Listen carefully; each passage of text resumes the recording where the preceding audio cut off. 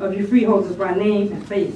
But because of the positive input that I received from one, that person can continue dependent on Mildred Purdy, that's me, and my circle of friends, and my family, to continue voting for that person and his colleagues. I don't even know y'all, but I still vote for y'all. And I never ever asked y'all to give me a comp ticket to your $100 dinners or whatever. I never asked y'all, right? I still vote for you.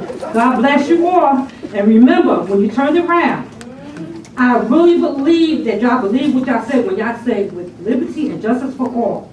Include the 4-H kids in that all. God bless you all. Even a county worker, and she's up here screaming our laurels.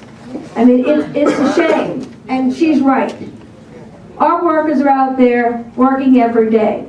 These atrocities that are going to these workers, what they're doing. Our workers have clients, they have 600 caseloads, and you're asking our workers to take on, what, hundreds more when you let 20 workers go out? We gave up 12 openings, besides what we're losing.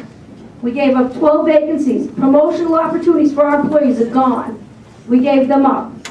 We're losing somewhat of 20 people on June 1st. And we don't know how many are going to be gone from bumping. And they don't know. They may find out the morning of June 1st, bye, today's your day, you got bumped.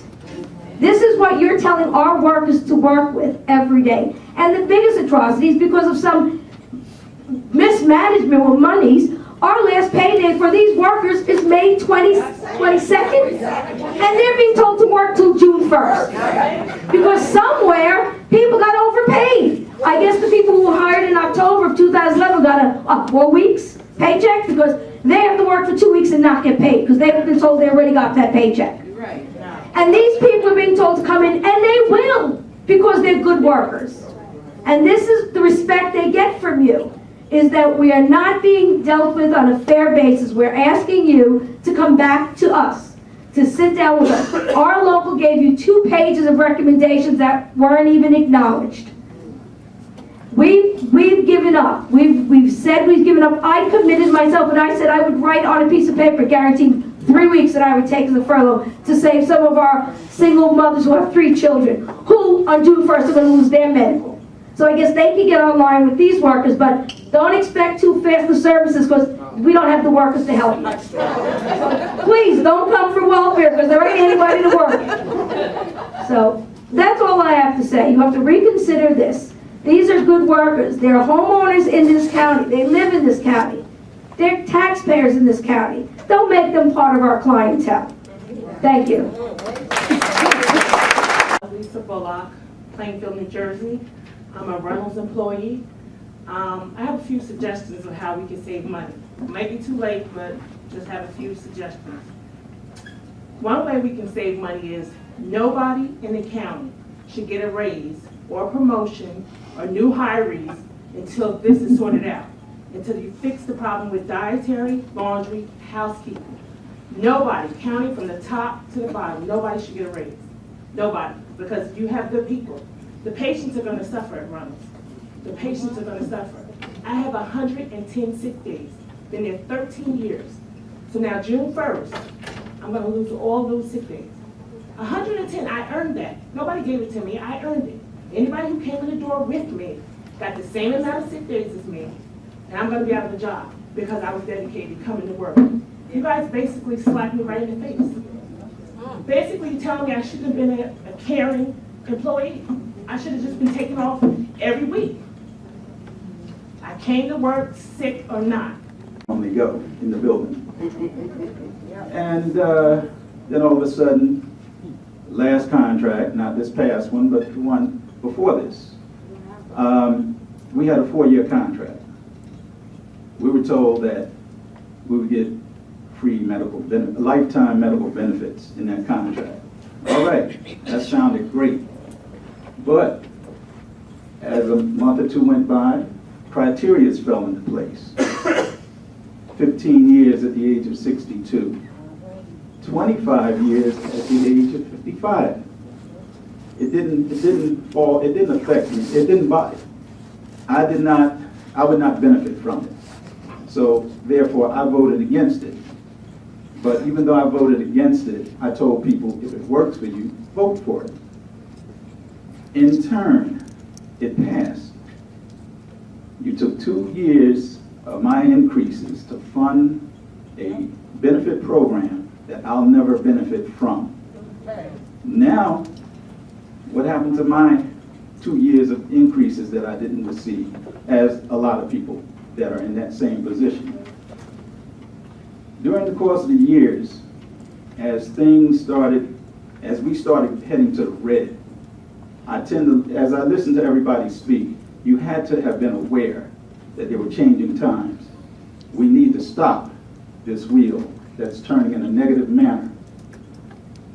Those who made the decisions and would bring people in there, you in turn fueled the problem rather than trying to find a solution to stop the problem. Now we're at this impasse where we're on our way out the door. June 1st is the date that I have been given as my last day to work at Reynolds. Now, when I started working at Reynolds, I had a week's pay that was held. So you're going to tell me that I'm going to lose it. I'm getting my last check on the 24th. Where's that week, that first week that I didn't get? 2 weeks. Where is that? So as you sit up there and you listen to us, think about this. One day, this could be you up at Reynolds or you in a nursing home, and I pray to God that you have caring people that are willing to wipe your butt, willing to do everything that's needed to help you, because if you come up with the wrong attitude, we're still loving people up there. I have been called names out of my name, but I have loved those individuals because they're there for a reason, and because they were there, that's why I was there. And that's where I accepted my being there. And I just pray that you all can find a solution to help the people that are coming up behind me. Fortunately, I'm on the other end of the ladder. But there are a lot of young people that are coming up behind me, because once I would have gotten 10 years, I would have stepped out so somebody else could step in. And that's what we need to do. We got too many old people up there that need to go. You need to get the youth of today working. This is why we have so many problems.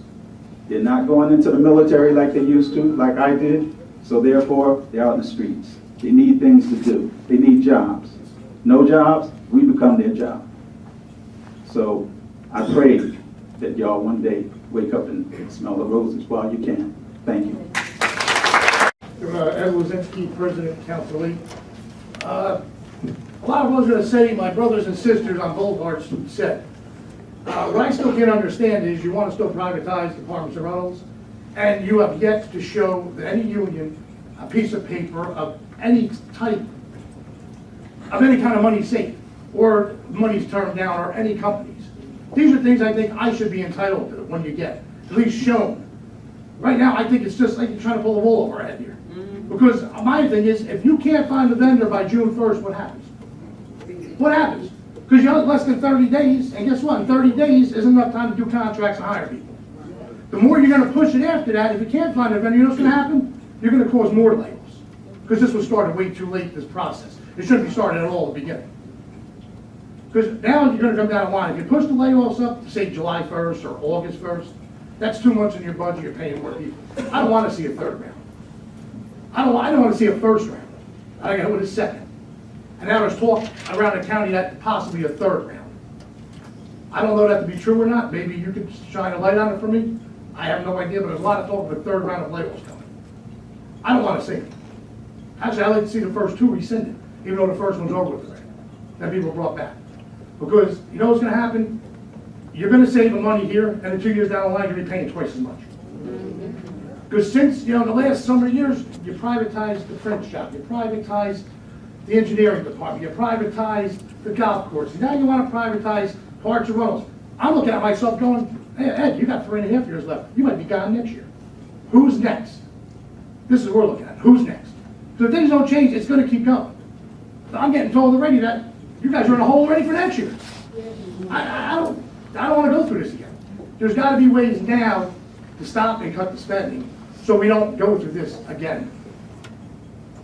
You know, like I said, I'd like to see some kind of numbers from the administration of Reynolds, to the freeholder board, anybody, to show any kind of savings that's going on by privatizing those three departments up in Reynolds. And like I said, till this day, and I said this the last meeting I was at, I don't want to repeat myself, but I still haven't seen it that month either. I don't know if there's a problem, you guys, I don't know if they're afraid to show us, because there's no savings, they don't have vendors, how many vendors?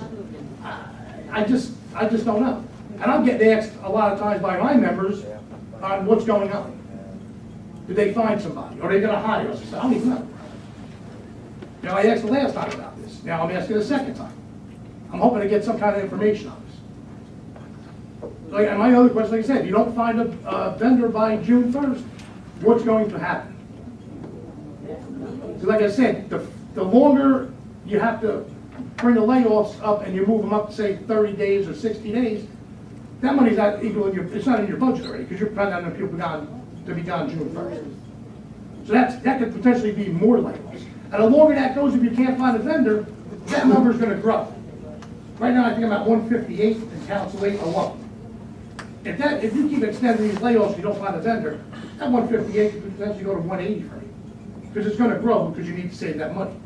Because you're planning on having people out by June 1st. But I just need that question answered too on what's gonna happen if you don't find a vendor.